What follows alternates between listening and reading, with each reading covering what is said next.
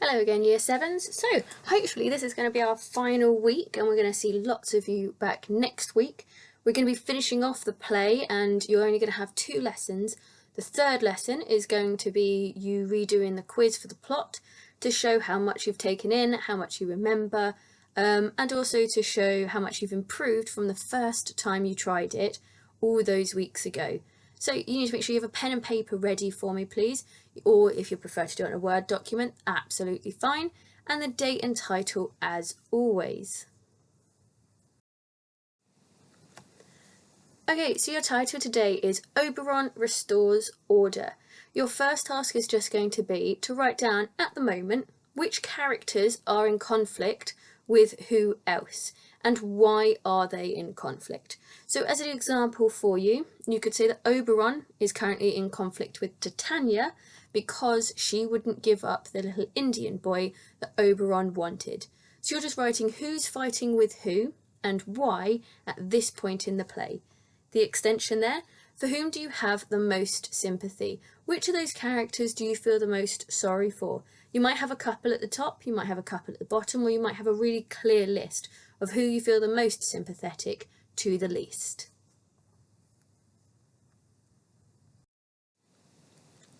Some of the answers that you could have had, Lysander and Demetrius are currently in conflict with each other because obviously they've both got the love potion in their eyes, and so they are fighting over Helena. They both decided that they are madly in love with her, and so they are fighting to try to get her attention. Hermia is in conflict with Helena because Hermia thinks that Helena has stolen Lysander away. You might have also had written down that Helena is fighting Hermia as well because she thinks that Hermia is involved in a joke between Hermia, Demetrius and Lysander against Helena. She thinks all 3 of them have turned against her and are trying to kind of show her up and make her look like a fool. And then as I gave you as an example, Oberon and Titania were in conflict over the boy. You might have had as an extension to that idea though. Titania's currently in love with Bottom though, so she isn't necessarily in conflict back with Oberon. She's a little bit focused on her love for the donkey-headed Bottom.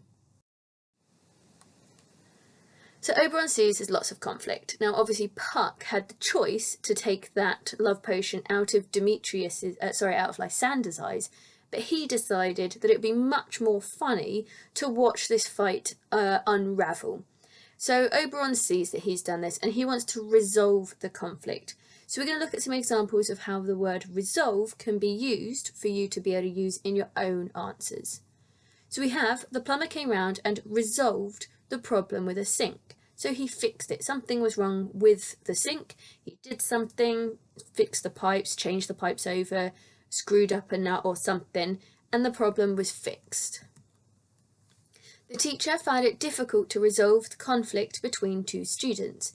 This is the one that perhaps you lot will be the most aware of inside of a school, or that you've experienced at primary school, that sometimes there is conflict between 2 people, and someone like a teacher may come to try to resolve it, but actually they struggle to get you to come to terms with it. You have to sort of do it yourself. And then the last one is from Oliver Twist, which we studied at last term, before Christmas. The corrupt Mrs. Bumble resolved the issue of how to pay for her new dress by using the money meant for the boys' meals. So there it's saying she couldn't afford a new dress, but she decided she would fix that problem by taking the money that was supposed to go towards the orphan boys and using that money instead to pay for her own clothes. So you can see how what this means in terms of Midsummer Night's Dream. Oberon wants to resolve the conflict. He wants to fix it. He would like the fighting to stop.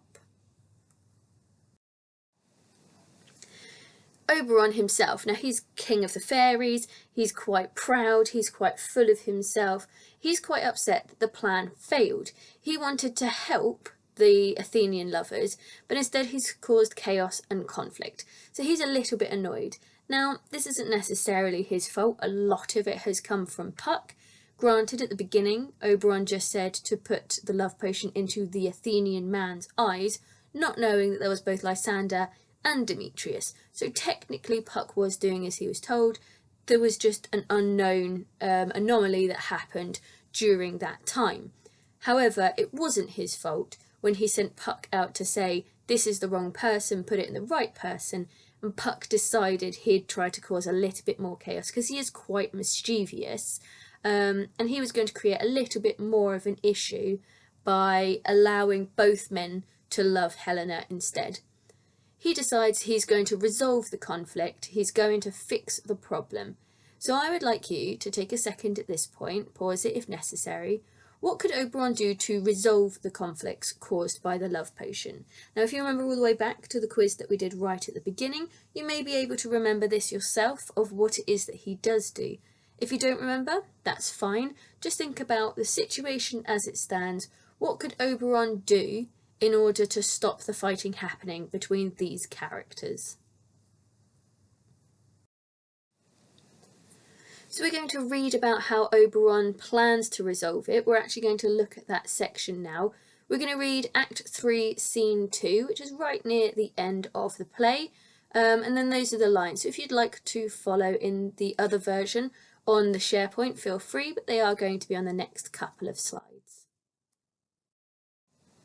Here is the text just here. I'm only going to read the left-hand side, which is the original text, but you can use the right-hand side to help you to understand what's happening.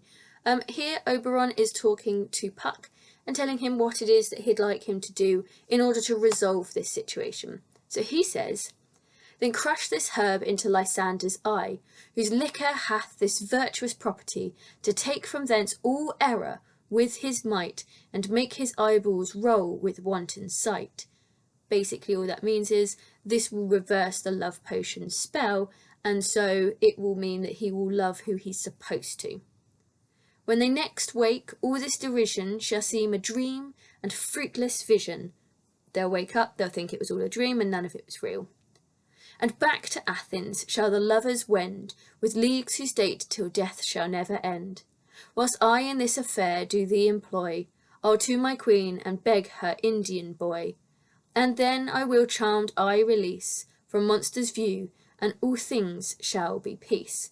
So here he's saying that not only will he release Lysander, notice not Demetrius here, release Lysander from it, they'll go back to Athens and hopefully live happily ever after. However, what he says about his own conflict is he will go to see Queen Titania and he'll ask her again for the Indian boy. Think about the way that women were treated during this time. Oberon has that same kind of masculine superiority over her. So he won't let this go. He's going to go and then ask for the boy again, and only then will he undo the spell so that she doesn't love the monster, bottom with donkey head and so forth, and then everything will be peaceful. For a modern audience, we look at it and say, but that's not really fixing the problem between Oberon and Titania. However, in regard to this play, it is what happens, and it does seem to resolve itself, and Titania kind of just accepts it. So, I would like you to answer these questions in full sentences. Use the script on the last page to help you. Like I said, you've got the left-hand side is the original, the right-hand side is the modern. You can use either to help you understand it. So you've got 3 questions on this slide to answer for me in full sentences. Make sure that you do pause it so you have the opportunity to write them down. 1. What will happen when the herb is dropped into Lysander's eye? 2. What will happen when the lovers wake up? 3. What are Oberon's plans for Titania? So, 3 questions on this slide to answer in full sentences using the script and ideas from the previous slide where possible.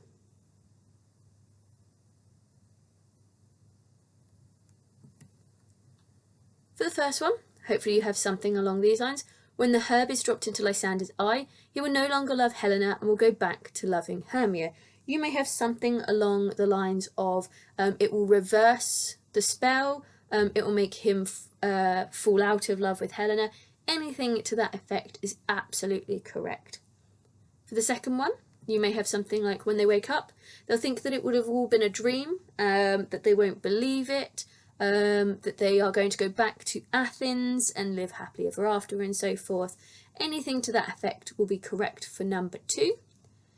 And finally, for number 3, Oberon will release Titania from the charm so that she no longer loves Bottom. But you may also have a note there about the Indian boy that he plans on asking her for it again and then releasing her from the charm from the fact that she loves this person. So you may have those extra ideas for each of these three just to show that more clarification that you really understand what's happening in that script. Now, one of the most confusing things about this story is who loves who, especially because Helena and Hermia's names are very similar. So what I would like you to do is I would like you to copy this out, and in each of these gaps, all you need to do is write down the correct character. So this is a very, very short summary of the play, mostly focused on the four lovers. Obviously, Puck is here as well because he has to give the love potion. But I'd like you to just pause it at this point, go through and write down. So for instance, at the beginning of the play, Lysander and who are in love with each other. So you need to think, who is it that Lysander loves at the beginning and that person loves him back. So pause it at this point, go through, copy this out and add in the correct character for each of the four lovers, please. You should have Hermia in the first one. For the second one, you should have Hermia again, because it is Demetrius who has unrequited love for Hermia, and it is Demetrius that Hermia is being forced to marry. You then have Helena loves Demetrius, but her love is unrequited. Demetrius does not love Helena, he loves Hermia instead. Now, as they get into the forest, Puck gives the love potion to both Lysander and Demetrius. Obviously, it is Lysander first, and then Helena thinks that it's all a bit of a joke, and then given to Demetrius to try to fix it, but also to create some mischief. This means that they both fall in love with Helena rather than Hermia, and as it says there, and falls out of love with Hermia. At the end of the play, Oberon orders Puck to remove the effect of the love potion from Lysander. Now that's a key point, is that he only removes the effect from Lysander. Demetrius, for the rest of his life, as far as we're aware, will forever be under this spell. So what I would like you to do is I would like you to write a summary of what Oberon wants from Puck, or in this section, using as many of these words as possible. This is just based on what we've looked at so far this lesson. What's his plan? What's he going to do? How's he going to fix it? So remember, resolve means to fix a problem. Unrequited means to love someone who doesn't love you back. Conflict is about arguments and fighting with other people, but it doesn't have to be physical fighting. Absurd means like ridiculous, silly. Chaos means that things are a bit hard to follow. They are difficult to explain. And order means that is the opposite to chaos. It means it is easy to explain. It's easy to see what's happening. So you need to write a summary of what Oberon wants to do, using as many of those words as possible for me, please. I would say aim for between about 30 and 50 words with this. If you want to do more than that, that's absolutely fine. Here's an example of a summary that you may have written, something like, Oberon intends to end the chaos that the love potion caused. He will resolve the conflicts between the Athenians. He will remove the love potion from Lysander, but not from Demetrius. This means that Helena's love for Demetrius won't be unrequited anymore. He will remove the potion from Titania as well, so that she isn't in the absurd position of loving a man with a donkey's head. Oberon feels he has had enough fun and should restore order. So your summary may look something like this, or it may be a little different depending on how you've chosen to use the words. What I'd like you to do is go through and either highlight or underline which words you've managed to use in your summary. If there's a word that you weren't able to use, for instance unrequited, you may want to use the example from the summary and add it in to show that you're able to use the word effectively. So, at the end of the play, one character is still under the influence of the love potion. We have spoken about this on a previous slide. So I would like you to think about which character is still under the influence of the love potion. If you were paying attention in one of the earlier slides, I did say this a couple of times. And the second question is, why does it matter that that person is still under the influence? What difference is it going to make when they return to Athens? What difference is it going to make to their lives that one of these people is still under the influence? I suggest you pause whilst you consider these questions. You can write them down if you'd wish to, but you should at least think about the answers to these two questions.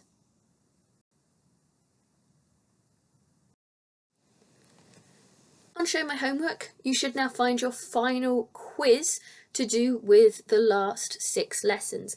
Now, I would recommend that you go backwards a little bit through your notes, because some of these questions may be based on the lessons that you did before half term.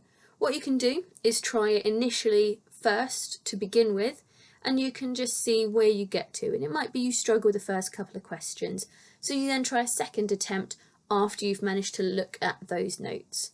So you need to be going on to Show My Homework at this point and completing quiz 3. Make sure you've got to this point in the lessons first before you try it. And then when you're ready, come back to do the second lesson this week, please. Welcome back again. So we're doing our second official lesson this week. For this again, you're going to need pen and paper. This is the last lesson where we will explain the last section of the play. We have basically studied the whole thing. There are extra elements to do with the mechanicals. Feel free to watch either of the streamed versions that have been attached to SharePoint or to the stream. Ask your teacher if you're not sure whereabouts those are. And what you could do is see that extra mechanical element to it that we haven't covered necessarily in as much detail as we could have in the last few weeks. They are very funny. There are some great sections that go with it. For this lesson, however, we're going to be looking more specifically at what happens when the lovers return to Athens. So as always, you're going to need a pen and paper. Pop the date down, and the title will be on the next slide, please. So your title is Demetrius and Helena, Part 2. Your do now is to answer the question, how did Oberon plan to resolve the conflicts caused by the love potion? Now, we did this last lesson. You wrote a summary on it, so if you don't remember, you can look backwards at your summary, but if you can remember, you can just write a few sentences now. What did Oberon plan to do to resolve the conflicts based on the love potion? And you've got that little image there to help you. At this point, just before they left the forest, Hermia loved Lysander, but both Lysander and Demetrius loved Helena. And as an extension, you can write down, how did he intend to resolve Titania's situation with Bottom? So can you remember how he was going to resolve his own conflict with his wife Titania, Queen of the Fairies? For answers, hopefully you wrote down that Oberon was going to resolve the conflict by removing the love potion from Lysander's eyes, in which case he would then turn around and love Hermia again. He would no longer be under the influence of Helena and the love potion. Now this should then fix the issue, because Lysander would love Hermia, Hermia would love Lysander, Helena would love Demetrius, and Demetrius would love her back. And it did work. There was only one problem with it though. I'd like you to pause at this point, and I'd like you to just think about, what is the problem? We look at this, and from an outside perspective, it looks like it works. What's the problem when they go back to Athens though? What is, or who, more specifically, is waiting for them on their return? Why did they have to run in the first place? What is the big problem with returning at this point? So I will leave it just for a second. Just pause it, think about it. Who or what is the big problem in Athens?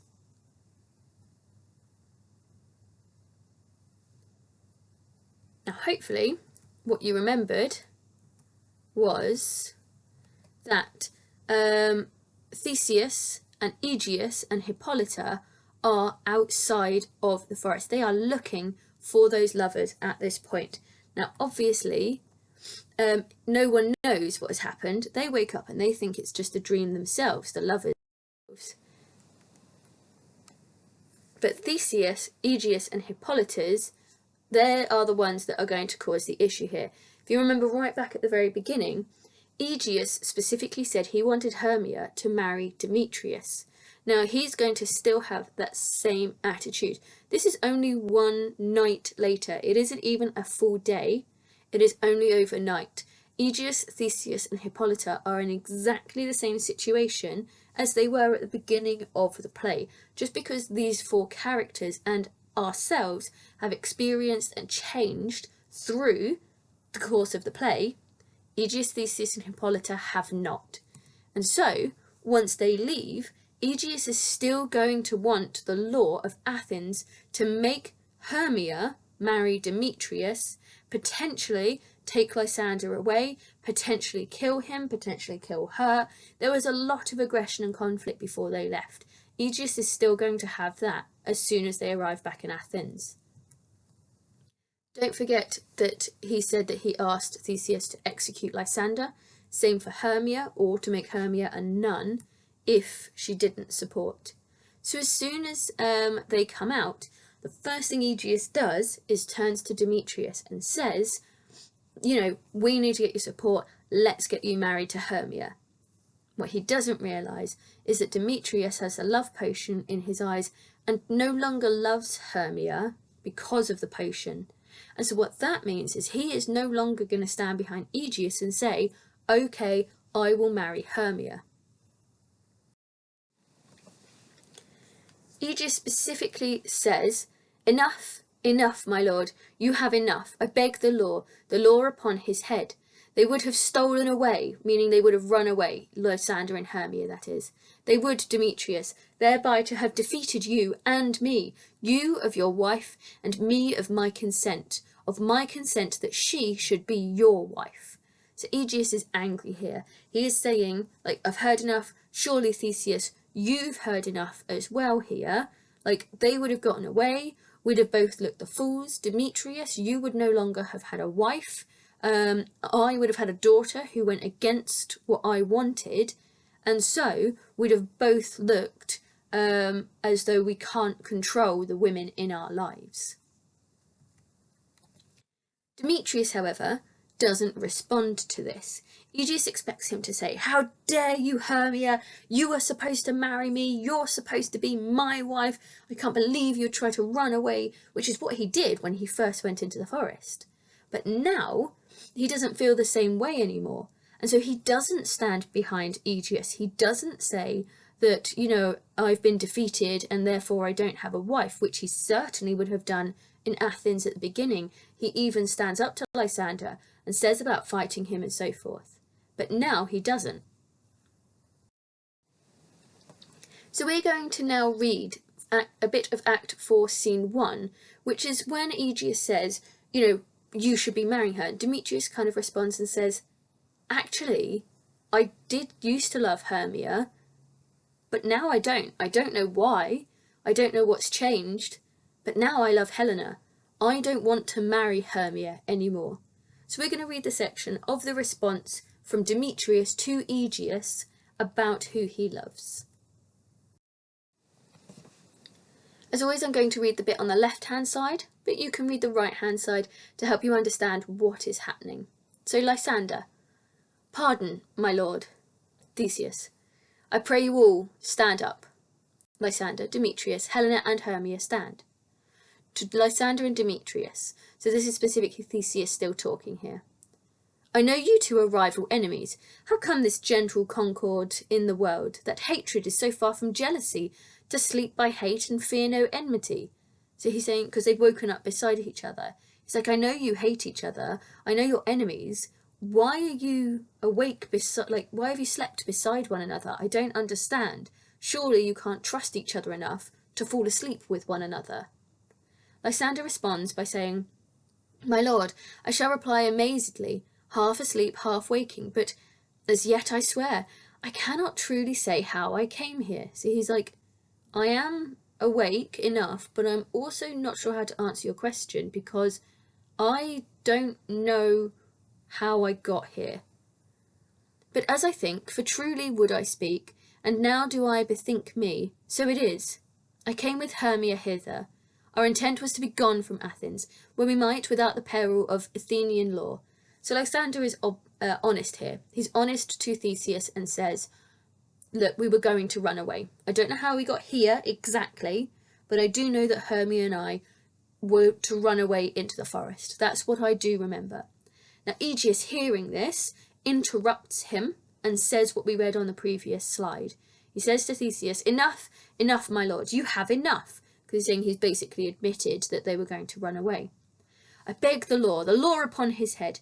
They would have stolen away. They would," and we'll go to the next slide for the next bit. "Thereby to have defeated you and me, you of your wife and me of my consent that she should be your wife." And as I said, Demetrius at this point kind of pipes up and offers his opinion on the situation and the love found within it. So he says to Theseus, "My lord, fair Helen told me of their stealth, of this their purpose hither to this wood, and I in fury hither followed them, fair Helena in fancy following me." Notice he uses the adjective fair both times. He's already showing that he is affectionate towards her. He finds her beautiful. He has love for Helena now. He is telling them what happened. He's saying, "I knew they were going to run away. I followed them in anger, and Helena followed me. But my good lord, I wot not by what power, but by some power it is, my love to Hermia, melted as the snow, seems to me now as the remembrance of an idle gaud, which in my childhood I did dote on." So he's saying it's like his feelings have almost like melted away. He doesn't know how. It's almost like he's remembering something that happened years ago. Like, yeah, I know, I do remember that I did love Hermia, but it's like it's a distant memory. It's not how I feel now. "And all the faith, the virtue of my heart, the object and the pleasure of mine eye, is only Helena. To her, my lord, was I betrothed ere I saw Hermia." So here he admits he was betrothed. He was going to marry Helena, and it was only because he saw Hermia he then stopped the marriage to Helena and then moved to Hermia. So it was purely his vision, his physical attraction to Hermia that forced Helena into this situation to begin with. But he's saying, the only person I love, the only thing I want is Helena now. "But like in sickness did I loathe this food, but as in health come to my natural taste. Now I do wish it, love it, long for it, and will forevermore be true to it."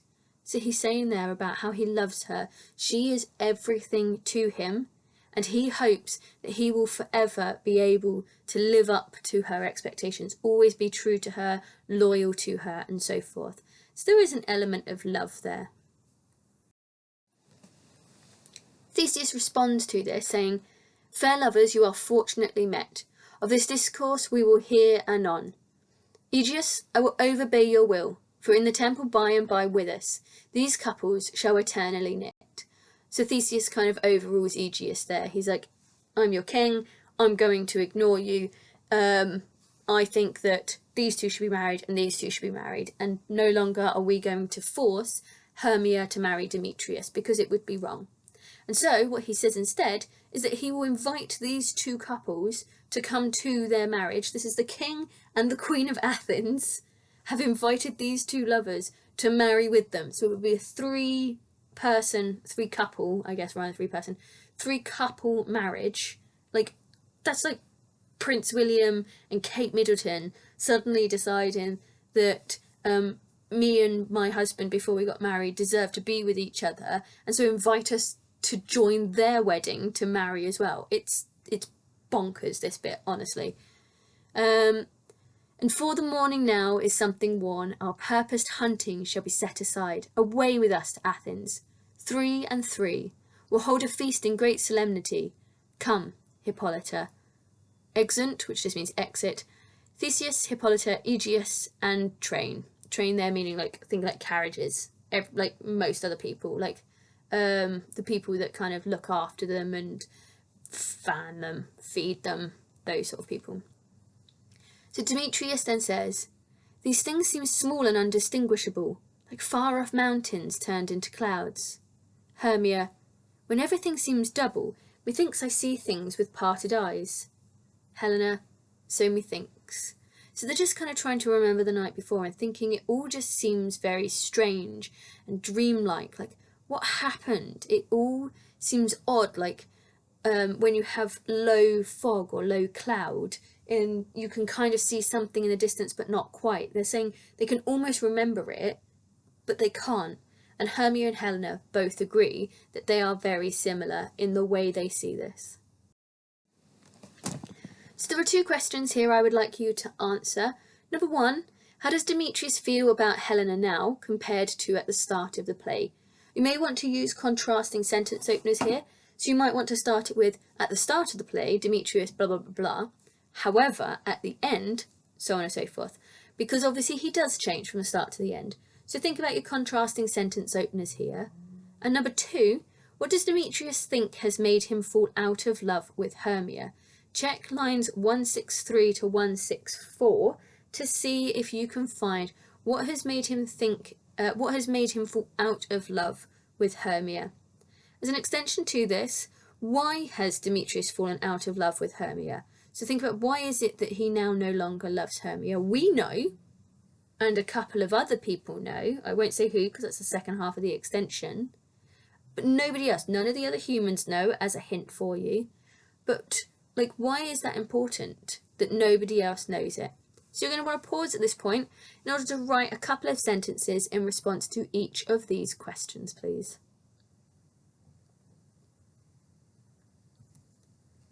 For the first one, you could have written down something like that the object and pleasure of mine eye is only Helena, which suggests that he now loves her. This is very different to the start of the play when he told her, I am sick when I do look at thee.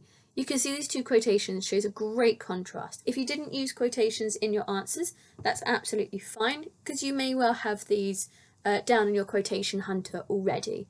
Hopefully you did use some of those contrasting sentence openers though. For the second one, you should have something like, Demetrius says, I wot not by what power, but by some power it is, my love for Hermia melted as the snow. So this suggests he doesn't know why. So it's a little bit of a trick question in that what does he think made him fall out of love? The answer is, he doesn't know. All he knows is that his love has basically gone. It has disappeared, and he doesn't know why, he doesn't know how. All he knows is that he loves Helena and not Hermia. The extension, you may have written down about how we know Demetrius has fallen in love because of the love potion. He now loves Helena because of the love potion, and he no longer loves Hermia because it's overwritten that. Only Oberon, Puck and the audience know this. Not even Titania and the other fairies are aware of this.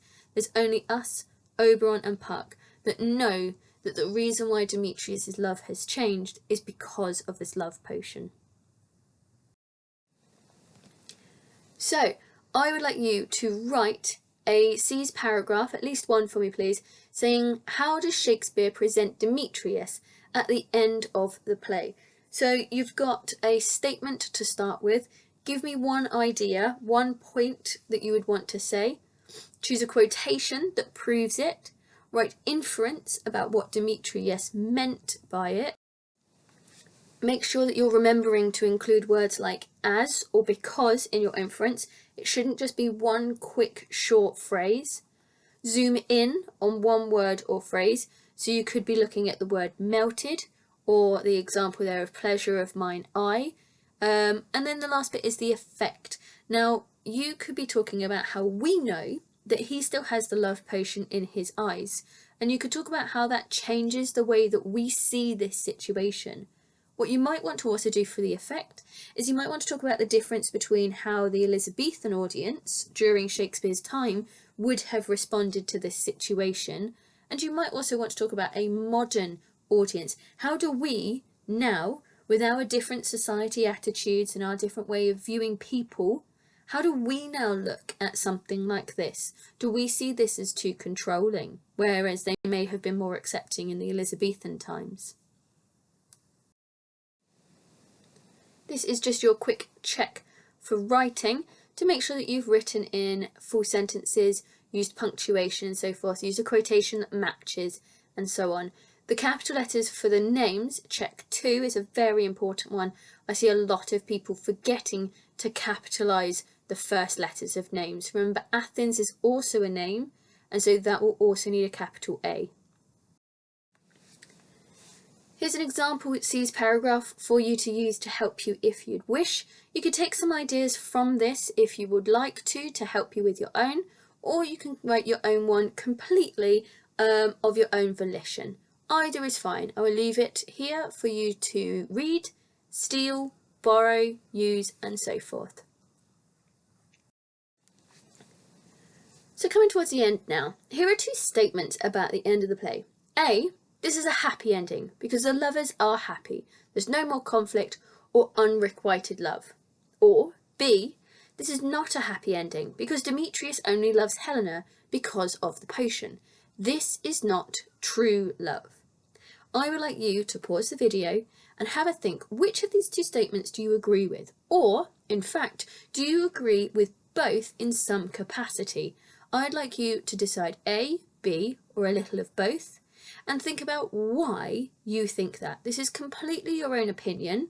It is not necessarily one or the other is correct or incorrect. This is just about you formulating your own opinion, having something to say about the text. So pause at this point, decide A, B, or a little of both, and think about why you think that. What you need to do now is, using what you've just thought about, write down your answer for me, please. Write down which one do you agree with, A, B, or a little of both, and write down some of the reasons why. This needs to be in full sentences, please, and try to be careful that you don't just write really long extended sentences where you write because all the way down it. Make sure you are segmenting your ideas nicely to show that you have fully thought about this idea. What you need to do is go to your quotation hunter or wherever it is that you are keeping your quotations, and you need to be adding a quotation from the end of the text. An example here is, "My love to Hermia melted as the snow." If you'd prefer to choose a different one from the script, that is absolutely fine. You do not have to choose this one. And then what you need to do at the bottom is just do some bullet point notes. What does it tell us about Demetrius? What does it tell us about how he used to feel, who he used to love, and how he feels now? And you can be doing a little note about contrast, and here you can also be talking about your opinion from the last slide. Is it true love? Can we trust it? Can we believe it? So wherever it is that you have been making notes for your quotation hunter, either on the sheet itself, on the Word document, by paper and so forth, make notes about a quotation from Demetrius's perspective at the end of the play, please. Finally, which statements are correct? So we have A, after he had the love potion removed, Demetrius fell back in love with Hermia. B, Demetrius is still under the influence of the love potion. C, Aegeus has forgiven his daughter Hermia and will let her marry Lysander. D, the phrase melted like snow proves that the play takes place in summer.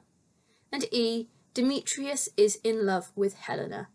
Which of these statements are correct? Hopefully you picked out B and E. A is not correct because Demetrius does not have the love potion removed, therefore he does not fall in love with Hermia. C is not correct because he doesn't forgive his daughter. Hermia can only marry Lysander because Theseus overruled Aegeus and said, let's not make an issue here, we'll just let them be married with us. And D just makes me think of Frozen and Olaf singing about summer. Melted like snow does not prove that it takes place in summer. That quotation is about Demetrius describing his love for Hermia and saying his love for Hermia has melted like snow, not that there is literally snow outside. So now that we've finished the unit, what you need to be doing is trying the plot quiz again. What you should see is that your teacher has re-uploaded the quiz that you did right back at the beginning of this unit, where you had the story and some videos that went alongside it. I would like you to now sit and redo that quiz, showing how much you remember about the play that we've been studying for this term so far. So all you're doing is just answering comprehension questions, who loves who, which points, and so forth. The Word document is attached again to that quiz, so you can use that to help you if you would like to. Thank you very much for joining me for this week. Hopefully we're all back in school next week and things can return to some sort of normality, even if we are still in bubbles and so forth. You've been working incredibly hard. Well done for everything you have been doing. You may also want to use this time to piece together anything you want to take into school to put inside of your book that you can take from your home learning into school, so it's in your English book, ready for you to use for the next 3 weeks whilst we continue to work on A Midsummer Night's Dream. I will see you at some point, I'm sure.